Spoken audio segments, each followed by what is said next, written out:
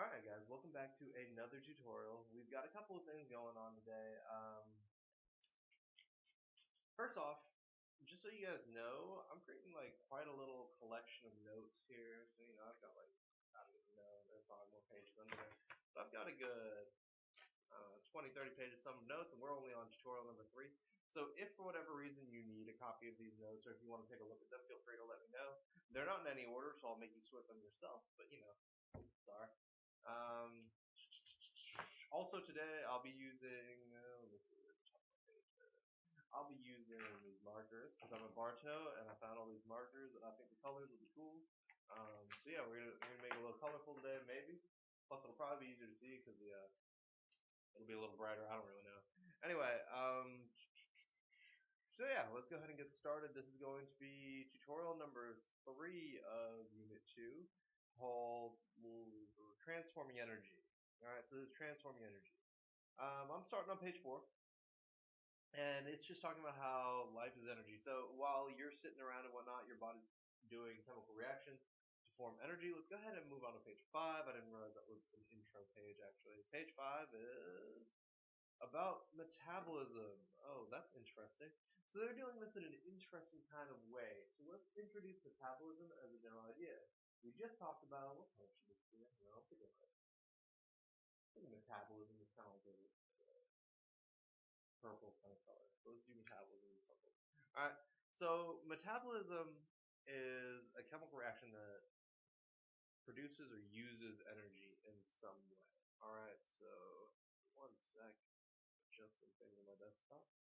So here's metabolism. So metabolism. Alright. Make sure you guys can see that on camera. I'm gonna have to start the metabolism. Yeah, that's actually great. You guys can see that perfectly.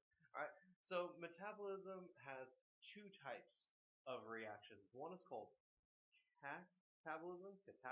Alright. Catabolism. Well, something like that.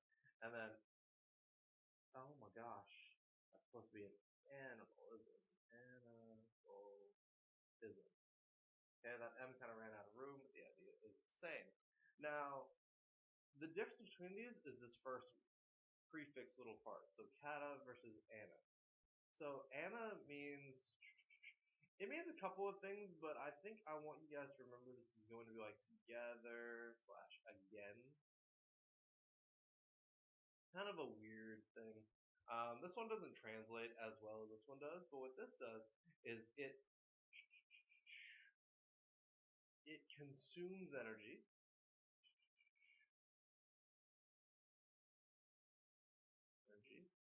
to put things together,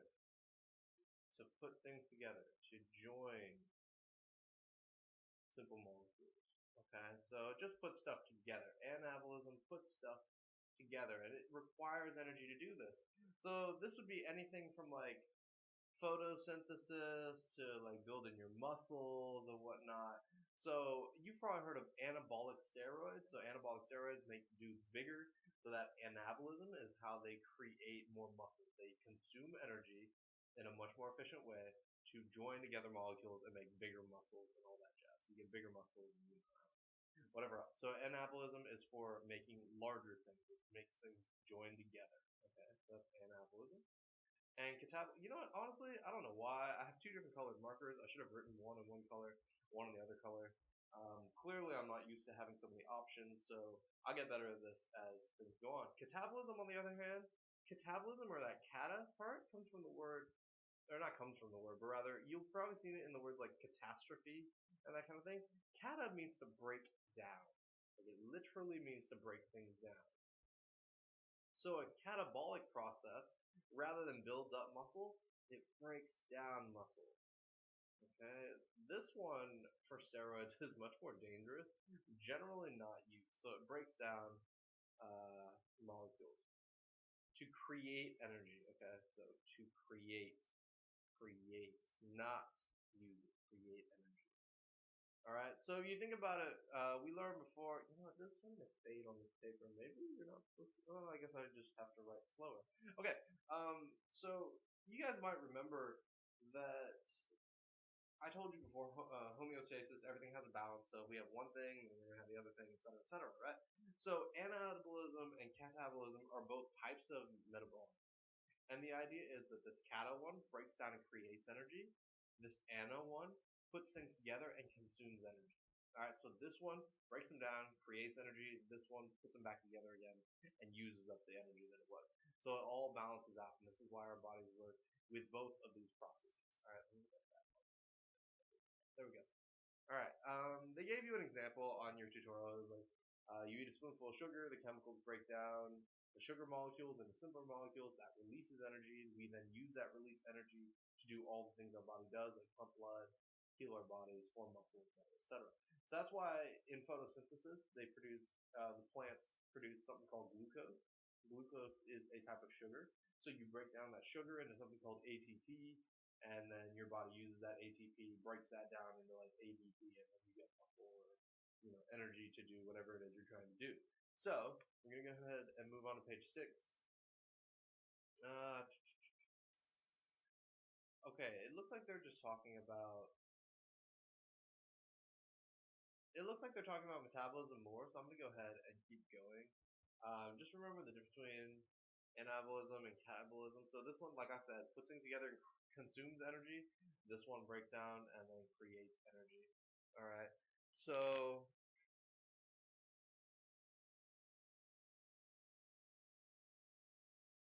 anyway, so photosynthesis is the kind of thing that it takes a lot of energy, right? Because you need light energy to be able to do it. So photosynthesis, cell respiration, these kinds of things, generally this type of thing. Catabolism is more like when you're breaking down your muscles or something like that, or breaking down food. So like this is something plants do. We do something more like this. So plants create this energy by taking up the energy of the sun. So they consume the energy of the sun and they make glucose.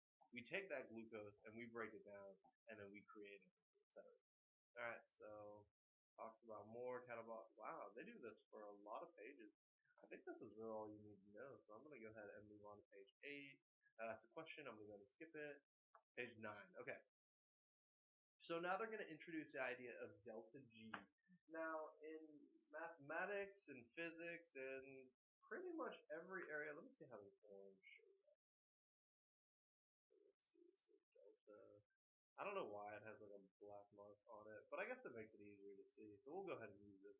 So delta G is called free energy. Free energy. Alright. And then this is read as delta. Oh my gosh. Alright, there we go. Delta. DELTA. Sorry about that. So that triangle is always referred to as delta, and that triangle means the difference of or change in. Okay? Difference or change. Normally people say change in. It doesn't really matter which one you want to call it. So this just means the change in G is equal to free energy. Alright?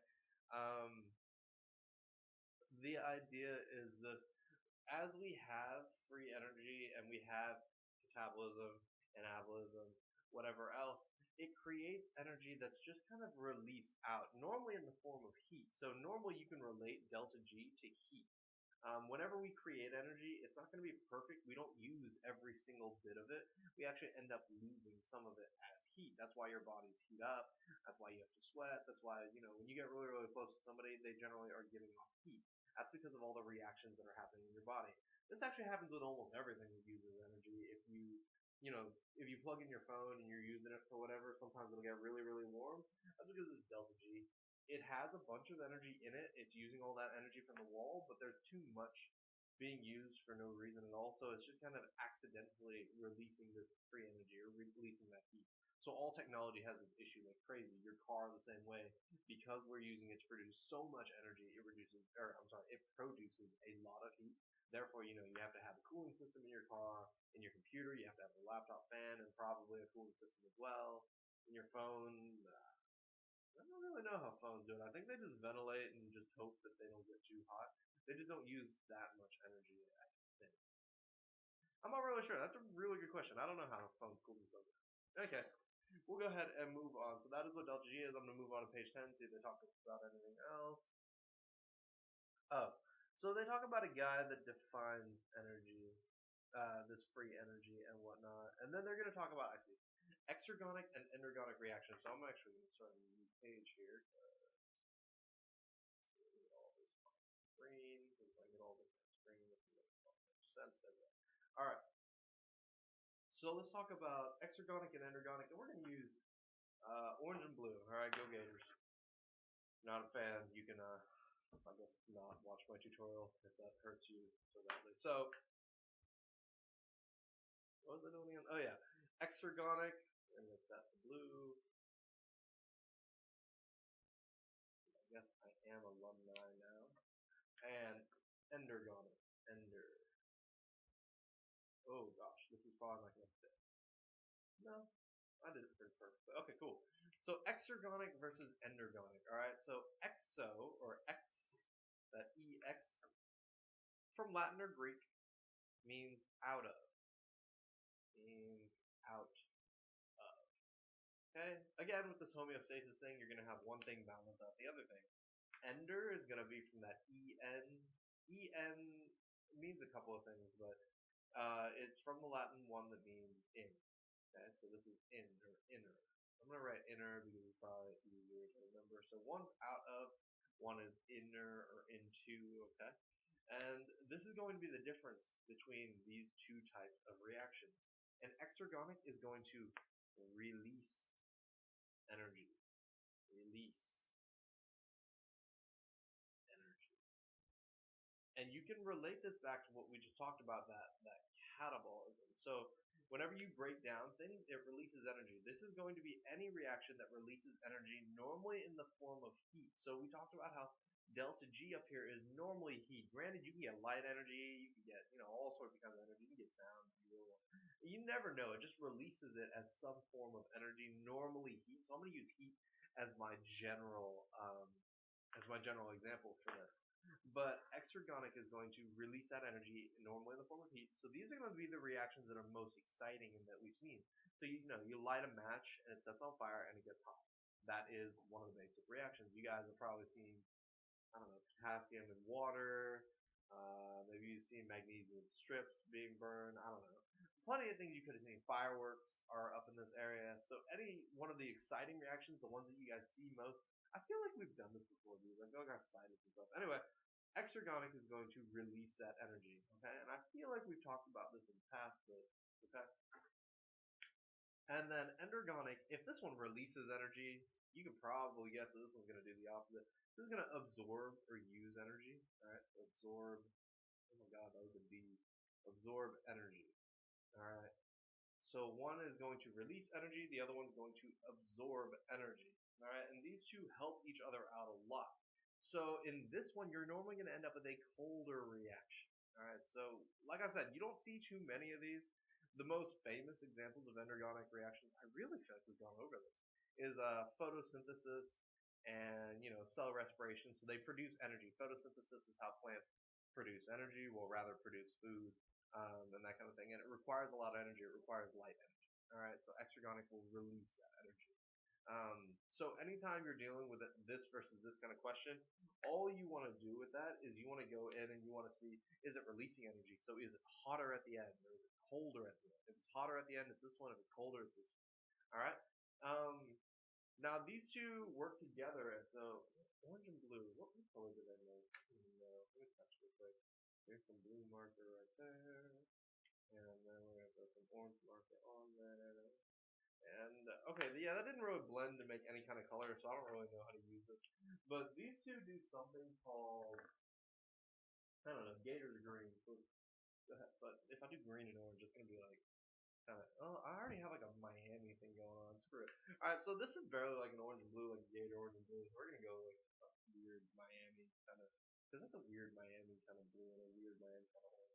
Michael is awful. Anyway, so these things are going to do what's called energy coupling. So I'm going to do this in energy coupling. And you guys can guess, coupling, like a couple, you guys date and whatnot. So exergonic and endergonic reactions couple together. They essentially date and they go hand in hand. So exergonic, releases energy, and then the enders absorb that energy. Releases to enders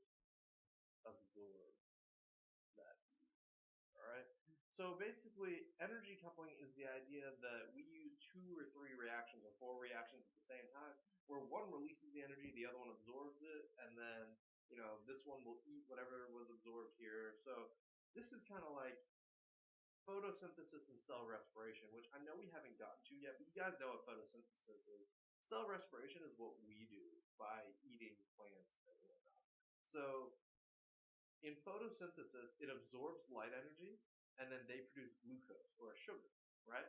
So what we do is we eat the plant, we take the glucose, we break it down, and it releases energy. And then we release our waste products in the form of carbon dioxide and um, water and that kind of thing. And then the plants, again, take that light energy, take the carbon dioxide and the water, and they create glucose. And then we take that sugar again, we break it down, et cetera, et cetera. So this is energy coupling. One thing releases energy, the other thing absorbs energy, and it keeps going back and forth, back and forth, back and forth. All right, so that is how that works. Go ahead and move on to the next idea. So on page 11, it actually talks about cell respiration as an exergonic reaction, and then photosynthesis as an endergonic reaction. Wow, that's actually really nice. So, cool. There's actually a cool graph on here, and I'm not really sure this is on your on your mastery test, but it's probably on your post test. So let's talk about it real quickly. It's actually a really wonderful little model that explains what happens in a reaction. I'm going to use let's use purple for now. So actually, wait, no, I made energy orange earlier, right? Let's make this side. So free energy. So this is going to be your delta G. All right, this is your free energy on the left. And then we have like reaction pace, which I haven't really used a color for that. So I'm going to use, I use purple at the beginning, so we'll use purple now. So this is going to be reaction time. So the longer your reaction gets, right? This would be like, 1 second. This would be like 1 energy, this would be like 100 energy. I don't really know, I'm just making up numbers right here. So what's going to happen is that all reactions work in this way. We're going to have some kind of buildup. Alright, so we're going to start here. So there's some energy in our reactant. So this is going to be our reactant. Alright, reactants. So reactants, if you guys remember, are just going to be the things that you start with, right? And they have some base energy. So what's going to happen is that our reaction, let me use green because I haven't used that. Screw it, let me use red. So here's our reaction. Okay, you can see this. Who does the still marker? Anyway, let's see if it still works. Let me test it on a different page actually. Okay, so the red doesn't work. We're not going to do that. We're going to do this blue instead. Maybe this blue. Oh my god, you guys just ruined markers. All right, I'm going to use whatever. I'm going to go back to purple. So we start with some base energy, and it's going to slowly increase, right? And suddenly it's going to get this lump, and that's going to be the top of our reaction. All right, and then it's going to sink down, down, down, down, down until it sinks down to really, really low. All right, really, really low. And that really, really low point is, let's use, I guess another one of these. This is going to be the product energy. All right, so reactants normally in an exergonic reaction will have less energy than a product. Okay, so this is an exergonic reaction. You end up with less energy because the energy disappears as heat or light or something like that. This is like when I light a match. So before I light a match, I've got something and it could set fire. It has a lot of potential energy, right? Like it could potentially be flamey and hot and all that jazz. But if I light my match and I'm like, all right, cool, cool, and I let it burn, that's this part. So I let it burn, I let it burn, I let it burn. Eventually it gets really, really bright, and then it starts to fizzle out, right? And now it's going to fizzle out. Now that it's fizzled out, it has no potential energy left. It has virtually zero energy. So exergonic reactions are always going to end up with like less energy on the right side of your equation as on the left side. Alright, so you start off with potential energy, you end up with virtually nothing, but you do see the spike in energy. Alright, there is something called the energy of activation, so that's this area. Alright, this is the energy required, energy of activation, and you guys can see this graph on page 11 of your tutorial, but that's the energy of activation, or how much energy you need in order for your reaction actually start. So right here is basically like my match is just chilling, and I could get it up to here, but nothing's really going to happen if I get it up to here. But if I finally hit this spot, it's going to spike up, and I'm going to get that flame, right? So it's kind of like, you flick the match on the matchbox and it doesn't work. I don't know if you guys ever have that problem, but sometimes it doesn't work. Maybe you've screwed up. Maybe you just kind of like don't know how to light a match. I don't really know. But most people, when they first started or played with it as a kid, they messed it up. So you had to try and flick it a couple times, right? It's because you didn't have enough activation energy. You needed to reach this point. That way you can finally start flaming it. All right, and then it'll of course fizzle out. So that is generally what that graph at the bottom of page 11 shows. So we're going to go ahead and move on. Let's take a look at page 12. All right, so page 12 is going to give you another reaction. I probably should have done these on the same page, but you know what? I can actually do this a little differently. Let me get, I use that purple. I had two kinds of purple on here, so I think maybe I'll just use another purple for this. Mark this right also. Okay. Well, anyway, let me use the other purple for this. I really shouldn't do this on the same page. You know, I'll do it on the other page. Just to keep it on screen a little bit. So you guys can see that. Okay. So that there, where we started off with more energy, ended up with less. That's an exothermic reaction, or exergonic reaction. I think that's what we're talking about. We're talking about like exothermic or something like that. But let's talk about an endergonic reaction. So I'm going to use the same colors. Here's an endergonic reaction. Still delta G, still like 1 to 100 or something like that. And then my reaction time is still down here. Everything about the graph will be generally similar. So I don't know, 1 second versus 1 second. Right? And we still have our reactants and products. So here's a line, here's a line. Okay. But you'll notice that the shape of this graph is different if you're taking a look at it. You're going to start down here and you're going to go up, up, up, up, up. And then you're going to actually baseline out over here somewhere. Alright? This is actually going to flip from what you guys saw in the last one. So this one, rather than being reactants on top, products on the bottom, you're going to get reactants on the bottom and products on top.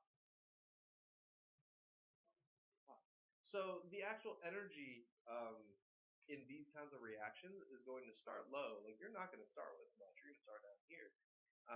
But you're going to end up with a much higher energy at the end because you created something that possesses a lot of energy inside of it. Like I said, there's photosynthesis.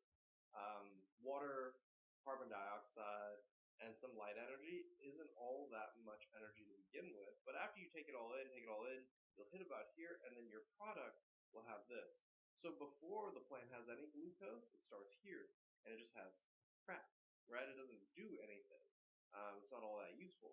But after you absorb light energy, eventually you'll hit this spot and you'll start to be able to react. Now you get glucose. Glucose is actually worth a lot of energy. Having parts of glucose is nothing. So like carbon on its own, hydrogen on its own, and oxygen on their own do not have that much energy. But C6H12O6 or glucose has a lot of energy. Alright? So in an exergonic reaction, you're going to start high and low. In an endergonic reaction, you're going to start low and high. Alright? That is the difference between exergonic and endergonic in graph form. We've already talked about it in word form. So basically, you already know how to read these graphs because these graphs are this. If you memorize this word part in the first like 5 minutes of this stuff, I apologize. I know we kind of covered the same thing twice, but this is it in graph form, just in case they give you a question like that on the post test. We'll move on to page 13. They talk about photosynthesis being endergonic. We just talked about that. Let's see. Oh, by the way, your delta G. So how to read these, by the way, is that exergonic, because it releases energy, your delta G is going to go from a high G to a low G, right? So you're going to end up with a really, really low delta G.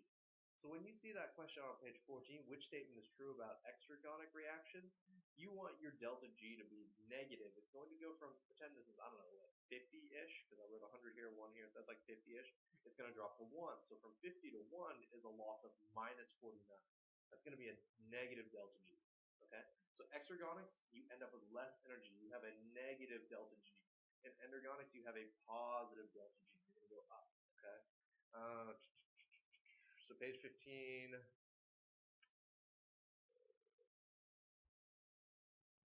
Page 15 goes over the different kinds of energy, and they talk about three main kinds of energy: mechanical work, transport work, and chemical work.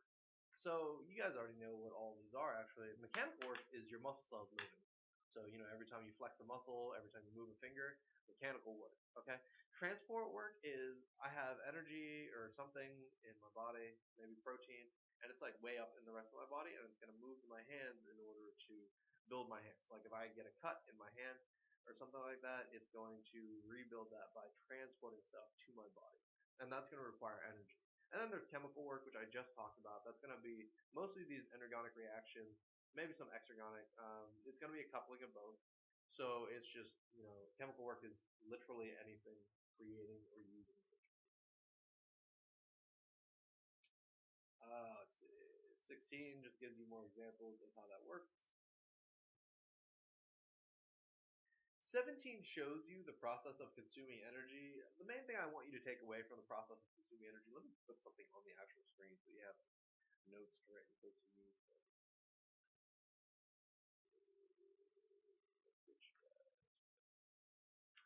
We'll put these graphs on the screen because I think they're fairly telling and they're a little hard to copy.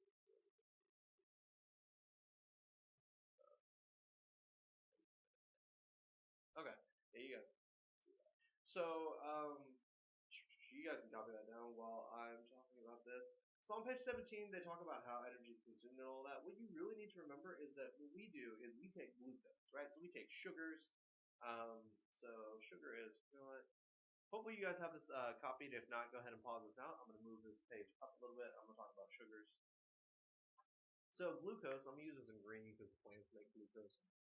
Plants are generally green. So glucose is C6H12O6.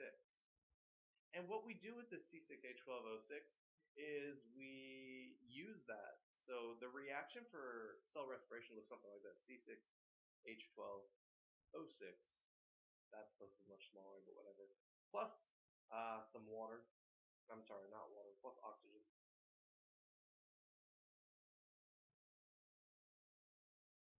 What? That's weird. I wrote that weird. Hold on one sec. I'm gonna Google what this is supposed to look like because for some reason it looks really weird to mine. It's not supposed to look like that. Cell respiration formula is what I am Googling. I thought I was right, but yeah, okay. It's 6O2. That's why it looked really weird to me. It wasn't just O2, and I knew that. So it's this plus 6 oxygen, and you're going to end up with carbon dioxide, so 6CO2, plus you're going to end up with some water, 6H2O, and then you're going to end up with ATP, all right, or energy. So basically the process of cell respiration takes glucose and some oxygen and you break down, you breathe carbon dioxide, alright, which means you release water in the form of sweat or urine or whatever else, and then you have ATP. ATP is energy.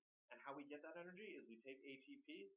ATP is adenosine triphosphate. So it has 3 phosphates on it. Okay, so this is triphosphate. And what we do is we use catabolism and we break one of these phosphates off. We're like, nah, screw a phosphate. Alright, so we're like, no. And we end up with adenosine diphosphate. Alright, so diphosphate is obviously one less. So we broke one off in order to gain that energy. Alright, so that, oh, you guys can't even, that's all the scribbling I was doing down there. So adenosine triphosphate changes to adenosine diphosphate. So this in itself, no energy. Let me color this. No energy. No energy. Well, it has really little energy. I should probably say little energy. This right here is our basic form of energy. So as soon as anybody says energy for like humans, you want to think ATP. Okay? So that is really all that. And let's go ahead and check out page like 18. We should be coming up on the summer real soon. They asked you a question on 18, 19, and 20. Yeah, okay, so we're just on the summary. So let me summarize everything we've gone over real quickly. Just remember that all of our energy is going to be formed from ATP. Okay, so ATP breaks into ADP and we get our energy. So our main source of energy as humans is ATP. But what happens is that when we do this, when we break this down, what's going to happen is energy is going to be captured as ADP or released as a heat. So, like I said, we break this down, we end up with either ADP, well, normally we do, and then a little bit of heat. There's normally heat left off, and that's why your body heats up, right? So just remember this. Remember your energy coupling from before. So exergonic plus endergonic reactions, they couple up in order to support each other back and forth. All right. Um, remember the difference between this. This one's outer, this one's inner, and don't forget the difference between catabolism and. There we go. Don't forget the difference between catabolism and anabolism. All right. That's all going to be on your exam as well. So yeah, any questions, feel free to message me. I'm not really sure what else to cover for this one, and this one's only 31 minutes. So I do apologize, this one's a little bit on the longer side, but you guys should be okay. It's a lot of information about energy, but if you need to get anything, just remember the differences between ender, catabolism, anabolism, etc. And this graph part that I did, this graph part is really probably more for your post test than it is for your master test. Alright, so good luck, and I'll see you guys next time.